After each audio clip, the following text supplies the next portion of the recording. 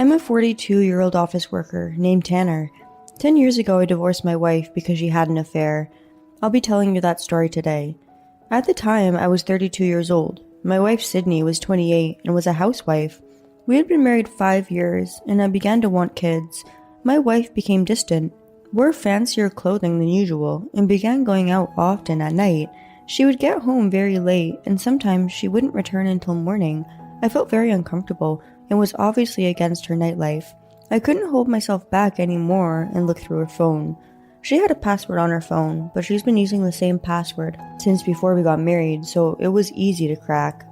She hadn't deleted any of her texts and had videos and photos saved of her together with a man I didn't recognize. She's been making a fool out of me all this time. Holding back the urge to throw up, I continued to look through her phone and saw that her calendar app had little pins on some days. I had taken note of the nights that Sydney spent away from home, and those were exactly the days pinned on her phone. She had pinned nearly every day on her calendar, including our anniversary and my birthday. "Congrats! Please continue to take care of me," is all she texted me on those days, while she was secretly out with that man. Looking at her schedule, I understood that her affair has been going on for at least a few months now. I considered why she might have done this, and had a good idea. A few months back, I was super busy at work, and even had to go to the office on the weekends. I'm sure that made my wife feel lonely, which must have pushed her to have an affair. In her text to that man, whose name I found out was Kenneth, Sydney would profess her love to him, and they'd both insult me. She even said she wanted to divorce me and get remarried with him. She had completely fallen for him. Seeing those texts, I felt like my heart was getting shredded apart. I love my wife from the bottom of my heart, but she didn't feel the same way about me. I went to the toilet and threw up, and then sat on the floor and cried. I felt desperate, and was at a loss about what I should do. From then on, I changed.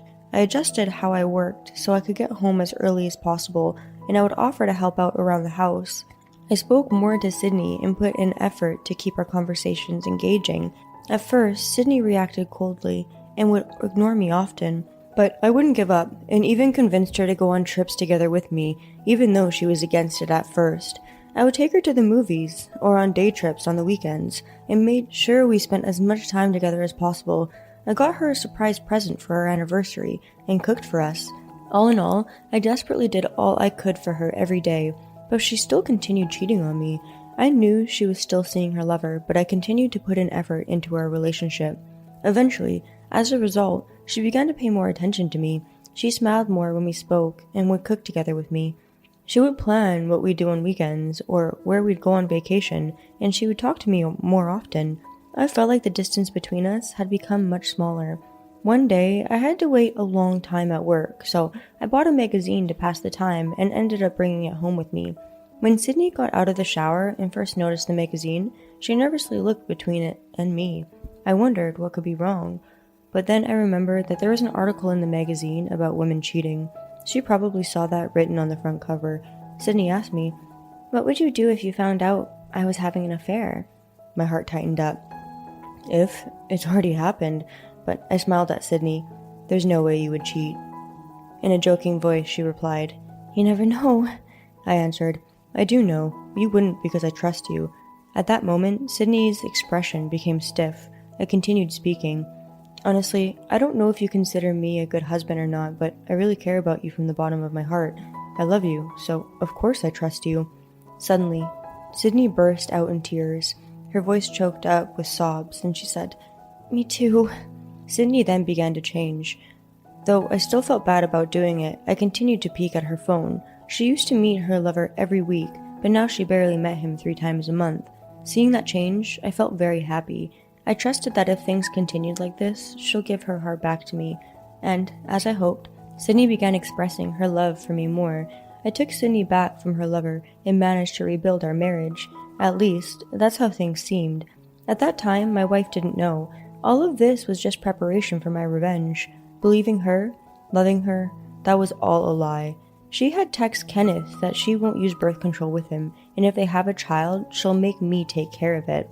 How could I trust someone like her? The love I used to feel for her, I flushed that down the toilet when I threw up after first looking at her phone.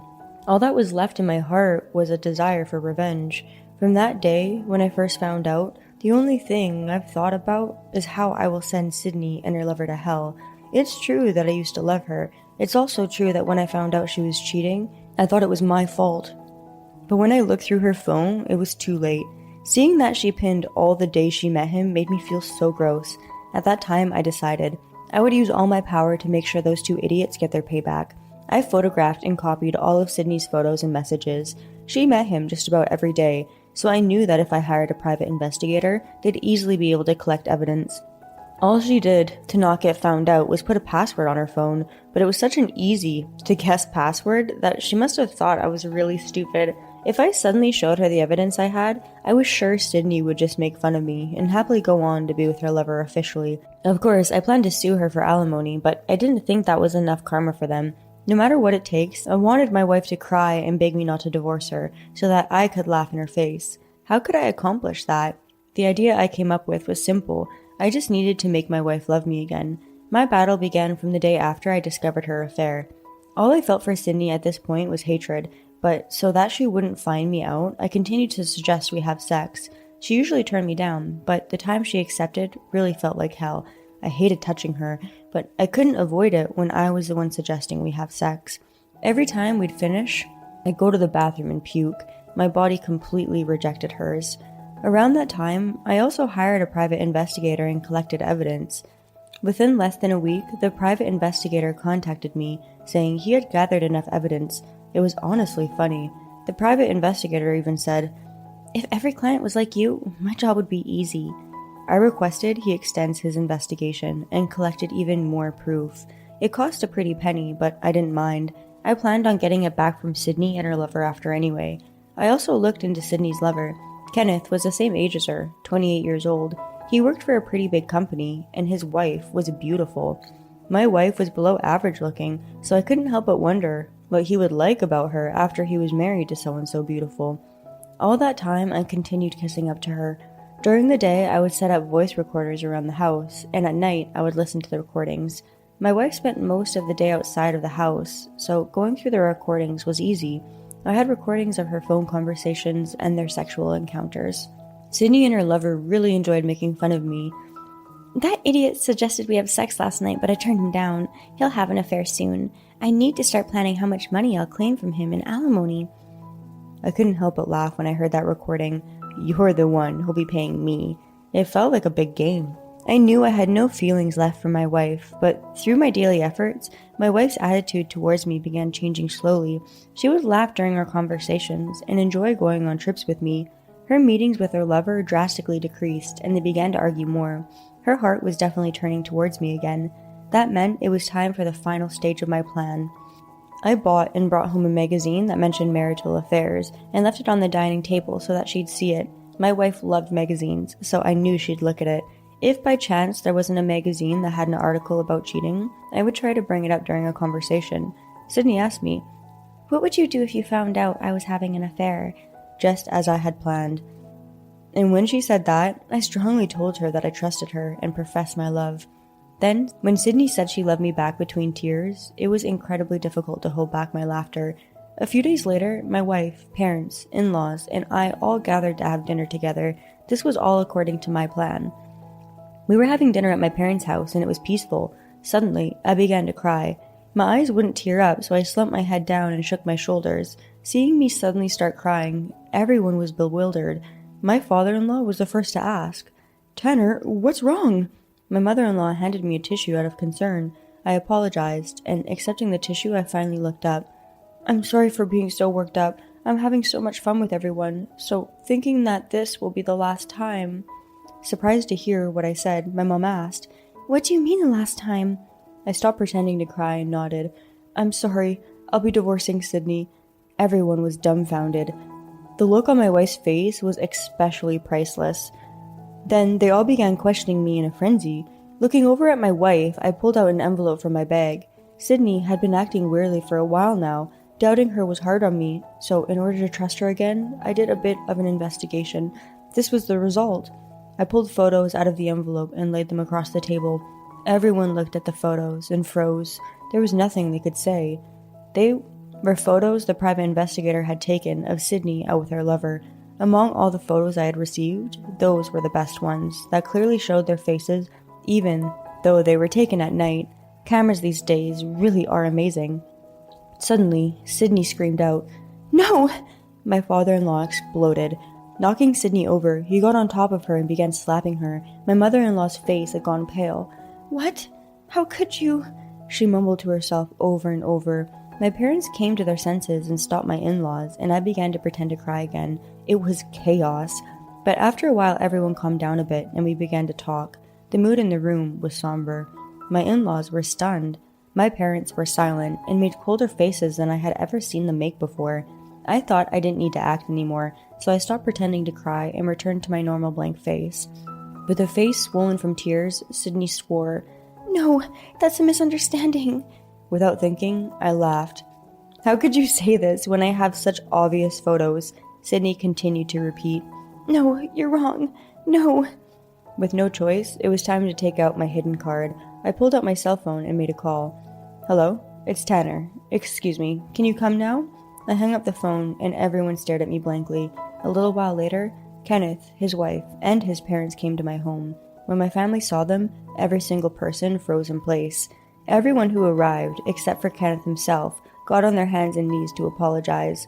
His wife said, "I'm sorry for all the trouble my husband has caused you." I replied, "It's not your fault. You don't need to apologize." "No, his unfaithfulness is my responsibility," she answered back, pressing her head against the ground. Next, his parents joined in with the apologies. "How can we make this up to you?" After repeating to everyone to stand up, I finally got up. Kenneth stood unmoving, as he had been earlier. The expression on his face looked completely fine. At that moment, his father turned on him. "You should get on your hands and knees and apologize as well." His father smashed his face into the ground. With blood dripping from his nose, Kenneth began half crying and trembling and apologized to me. When she saw that, Sydney's face turned blue and she began to tremble as well. It was lovely to watch. A few days earlier, I had gotten in contact with Kenneth's wife. When I showed her all the evidence I had gathered, she began to cry. At home, he didn't act like he was having an affair at all, so she just thought he was busy with work.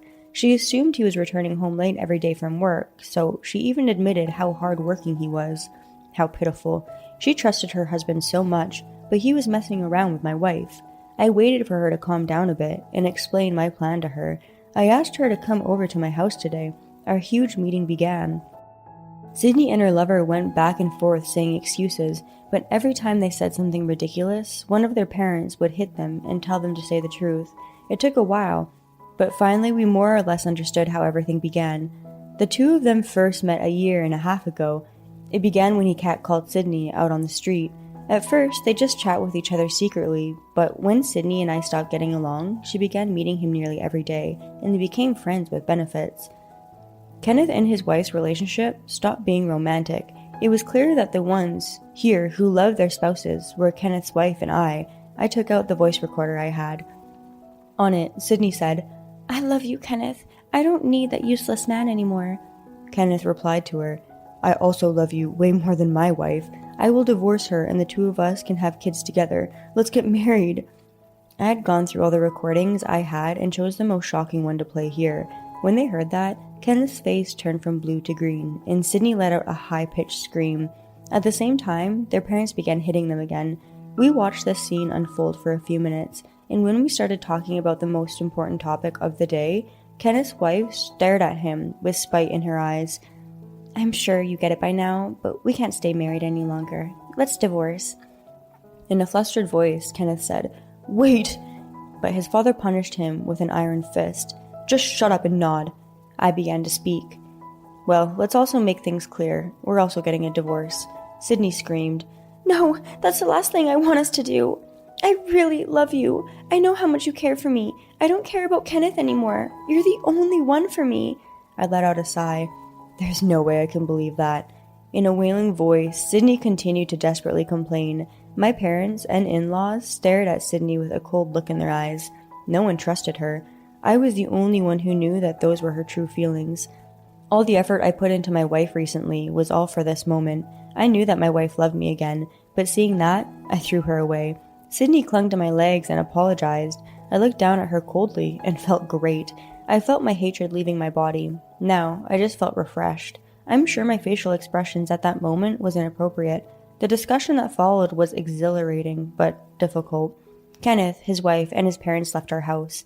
They were going to continue their discussion at Kenneth's parents' house. "We will definitely pay you compensation for this in a lump sum." Kenneth's father-in-law promised that with the condition that I don't take them to court. I agreed, and with the help of my lawyer, I drafted and sent them a memorandum for the alimony. Kenneth and his father signed that document, and my business with them came to an end. The problem was Sydney. She was honestly on the verge of madness. She remained slumped down, in a daze. Tears followed down her expressionless face, and if someone began talking about the divorce, she would scream on the top of her lungs. Why is she acting like the victim? I had no choice, so I discussed things with her parents instead of her. They said about the same things as Kenneth's parents. My father-in-law apologized to me again. "No matter how much compensation you ask us for, we will pay it. I will make sure of it. But please don't sue us. There's nothing I can do about her being my daughter." I agreed with him. When it came down to it, I was satisfied just seeing Sydney's reaction to all of this. As long as they paid me back the money I spent on my private investigator and lawyer, it was fine by me. A few days passed. I visited Sydney's family's house and they signed the compensation memorandum I had drafted for them. We also managed to fill out our divorce papers. Shortly after, I received all the compensation I had requested from Sydney and Kenneth. Sydney and I didn't divide our property upon our divorce, and she paid me for all the expenses I had accumulated these past few months. In addition, I had her buy out our furniture and home appliances, so in total she paid me around $35,000. I took $60,000 from Kenneth. I thought everything was over now, but a new problem arose. Sydney began stalking me. I called her parents to pick her up every time I discovered her, but she wouldn't stop. I was super annoyed, so I quit my job and moved. Luckily, I found myself a new job quickly. My salary was a bit lower than before, but I enjoyed the work more. Of course, I didn't tell Sydney about where I moved. I didn't even tell my own parents. I changed my phone number and only called my parents when completely necessary. 10 years passed. I have no contact with my wife and things have calmed down, but maybe the revenge against my ex-wife was too effective. Sydney became a stalker and I had to move to run away from her. My ex-in-laws had to deal with a lot of heartache because of her, and she causes them trouble when she's at home. They had always treated me well, so I did feel bad about that, but I was very satisfied to have cut off my relationship with Sydney. Kenneth and his wife also divorced, and I've heard his parents disowned him as well. Kenneth's ex-wife claimed a lot of money from him in alimony, and to pay it off, he had to take on a lot of debt. I'm sure he's going through a lot now. I heard this all from Kenneth's ex-wife, who I happened to meet coincidentally. 10 years had passed since this all happened, so I was surprised to see that she was also still single. Was it good that she split from him? She did seem energetic and beautiful. She actually invited me out for dinner, which was when she told me what had happened with Kenneth. I don't know what will happen from now on, but I guess I'll just have to wait and see. Thank you for watching. Did you enjoy this video? If you did, please check out our other videos and subscribe to our channel below.